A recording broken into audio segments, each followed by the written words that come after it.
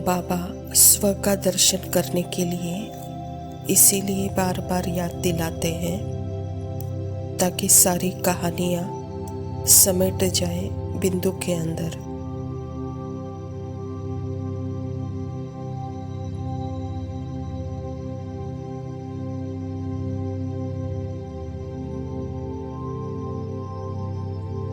और फिर वो बिंदु जैसे कि सुप्रीम बिंदु के प्यार में समा जाए।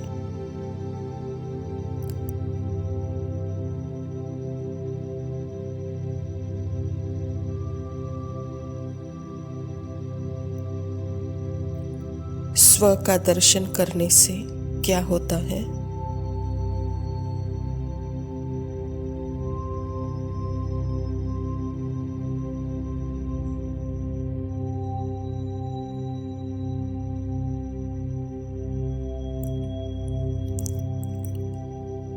शुरुआत से भी अगर स्व का दर्शन करते हैं तो पता चलता है कितनी भी संस्कारों के कॉस्ट्यूम वस्त्र बदली, पर जिसने बदली वो नहीं बदला।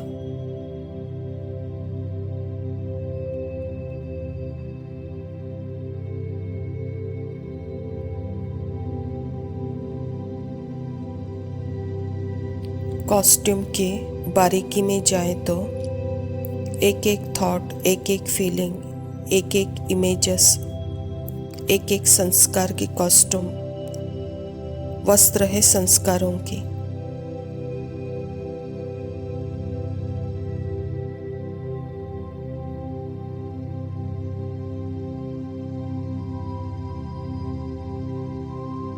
एक एक कर्मेंद्रिया वस्त्र है।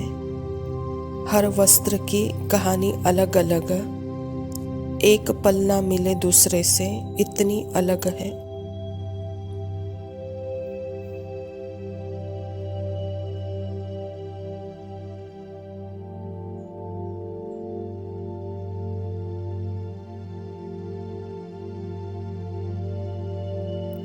हर कहानी की चैलेंजेस अलग,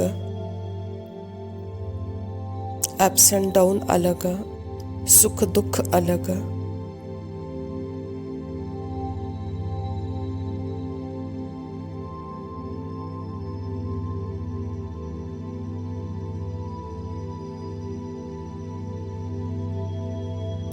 पर मन के पॉइंट ऑफ व्यू से तो ऐसे लगता है जैसे लंबी लाइन हो कहानी की, पर एक्चुअल में सभी कहानियों का निचोड़, संस्कारों का निचोड़ अभी है अनुभव में।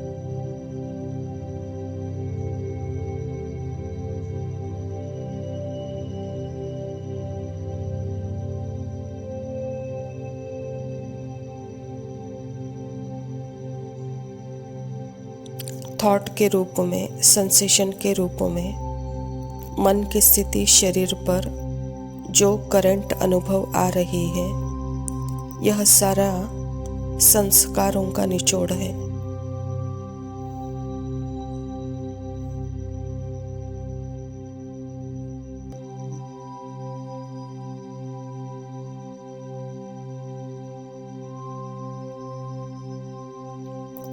स्व का दर्शन करने से पता चलता है कि यह भाषा का वस्त्र पहना है एक्चुअल में।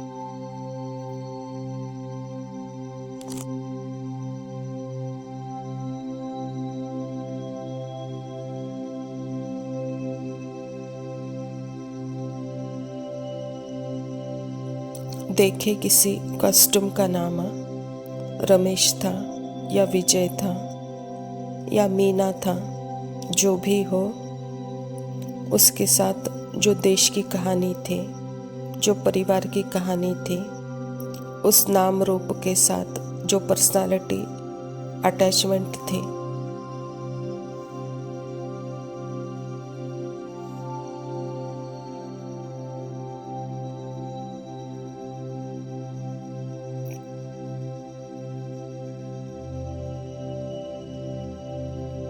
वो सब कुछ हूबहू रिपीट होगा। सुख दुख हर नाम रूप के साथ अटैच था, वो सब कुछ हूबहू रिपीट होगा।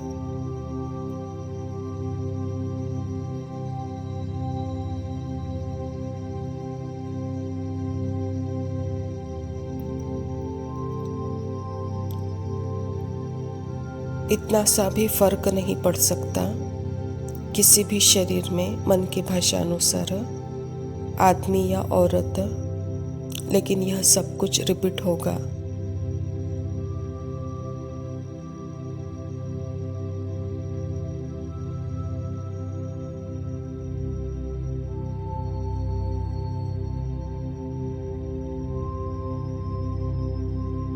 रिपीट कैसे होगा?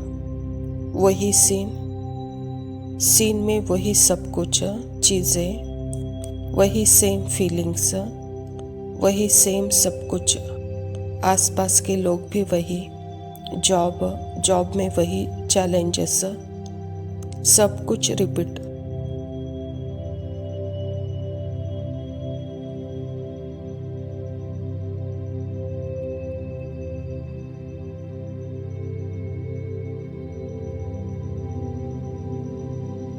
बाबा कहते हैं सारा ज्ञान का सार, सृष्टि चक्र का सारा ज्ञान हर मन या हर आत्मा में पूरा पैकेज, स्क्रिप्ट, पैटर्न है, फिक्स वही नमूने के रूप में।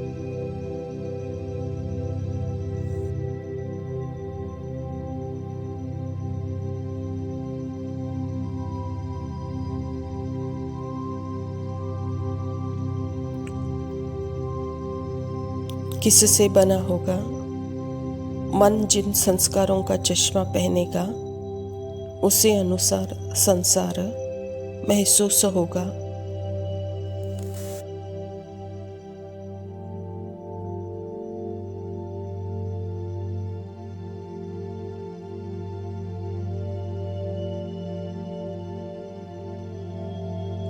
तो आत्मा मतलब सिर्फ वैरायटी पैकेज ऑफ संस्कार है।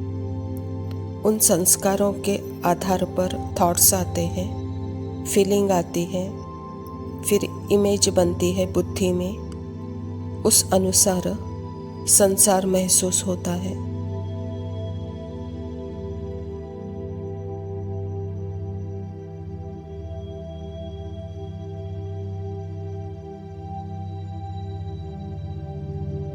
युग क्या है? सतयुग, त्रेतायुग, द्वापर युग, कलयुग। स्टेट ऑफ माइंड है, मन की स्थितियां हैं, डायमेंशन ऑफ माइंड है, मतलब वह आकारी दुनिया में दिख रही है।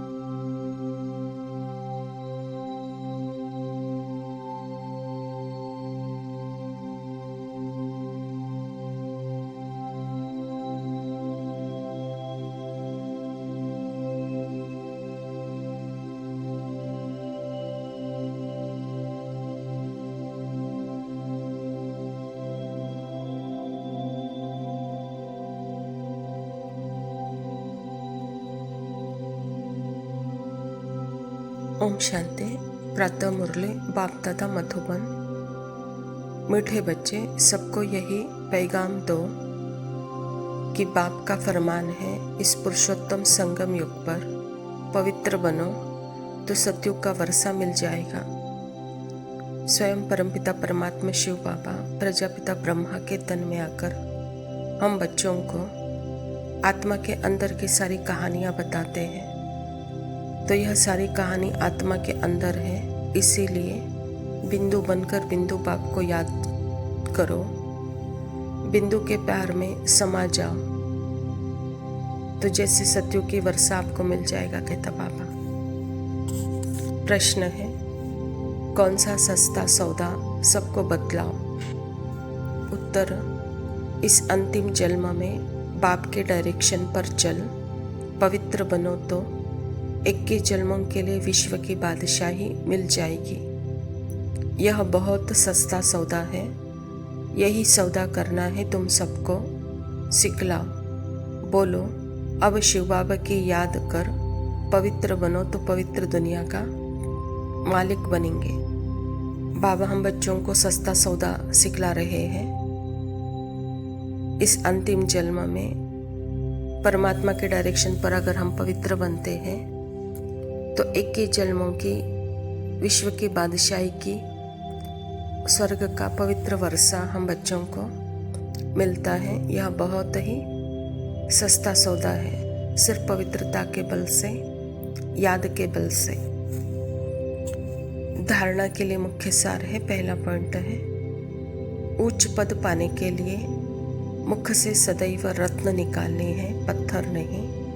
मनसा वाचा कर्मणा ऐसे कर्म करते हैं जो मर्यादा पुरुषोत्तम बनाने वाले हो। उच्च पद का आधार ही है ज्ञान रत्न, जो बाबा ने ज्ञान रत्न दिए हैं। वह मनसा वाचा कर्मणा ऐसे कर्म करना है जो पुरुषोत्तम कहलाए। दूसरा पॉइंट है, इस अंतिम जन्म में पवित्र बनने की प्रतिज्ञा करनी है, पवित्र बनने की युक्ति सबको सुनानी है।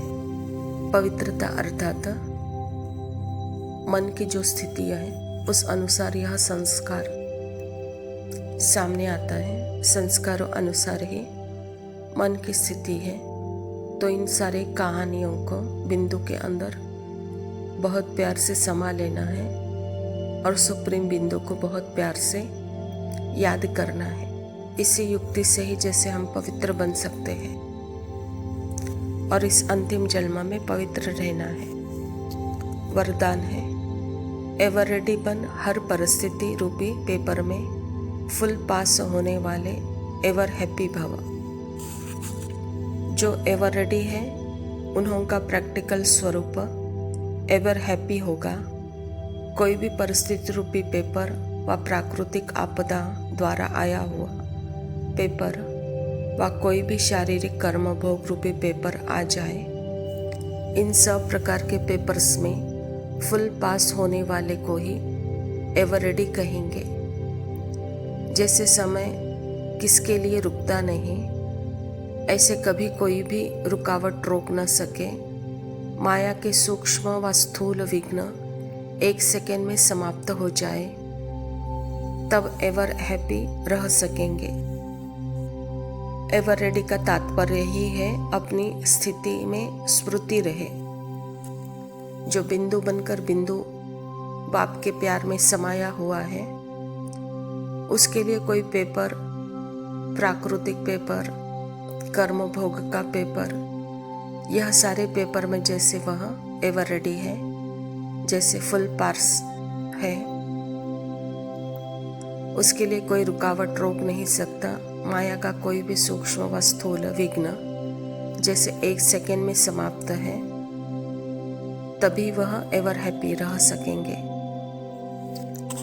स्लोगन है, समय पर सर्व शक्तियों को कार्य में लगाना अर्थात मास्टर सर्वशक्तिवान बनना। अच्छा मीठे मीठे से खिलाते बच्चों प्रति माता पिता बाप दादा का याद प्यार और रूहानी बाप की रूहानी बच्चों को नमस्ते। हम रूहानी बच्चों के रूहानी माता पिता बाप दादा को नमस्ते।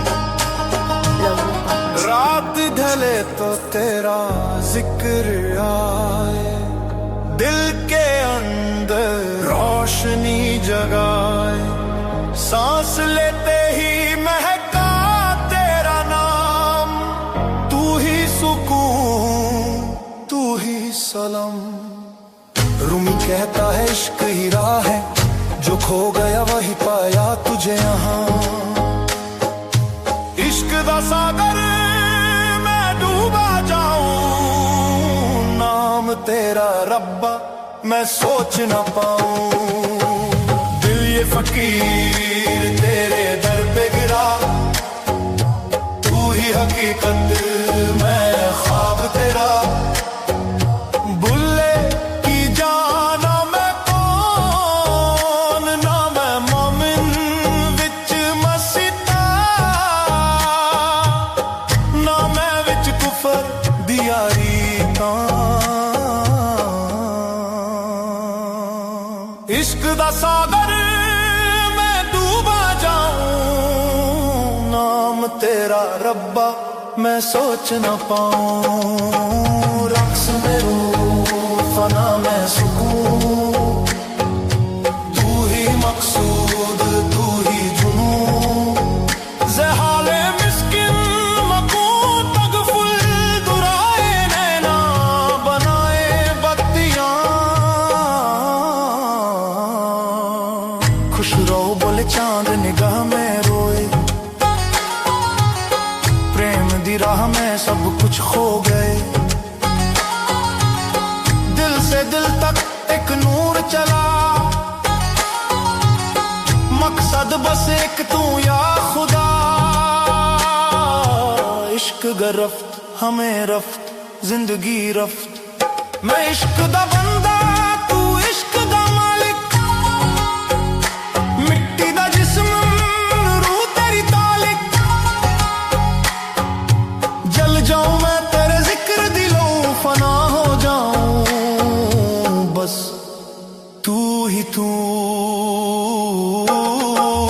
इश्क दा सागर मैं डूबा जाऊं, नाम तेरा रब्बा मैं सोच न पाऊं। दिल ये फकीर तेरे दर पे गिरा, तू ही हकीकत